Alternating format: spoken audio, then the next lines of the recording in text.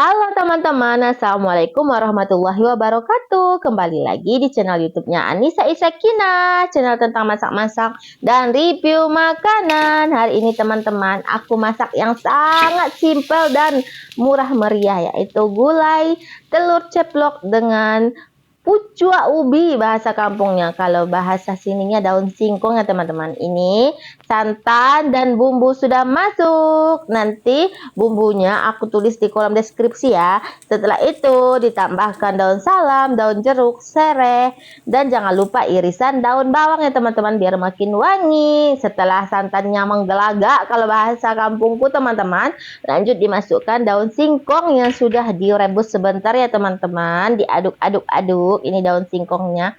Jadi kalau dia udah direbus itu dia nggak terlalu pahit teman-teman. Setelah itu terakhir kita masukkan telur ceploknya teman-teman. Diceplok-ceplok aja, nggak perlu bulat-bulat, ini lebih enak teman-teman, dan bumbunya itu lebih meresap daripada yang bulat-bulat. Ini aku masukkan telurnya satu persatu, aku masukin 3 aja teman-teman, gak usah banyak-banyak. Ini sudah jadi.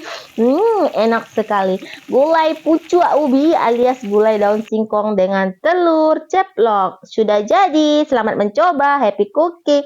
Waalaikumsalam warahmatullahi wabarakatuh.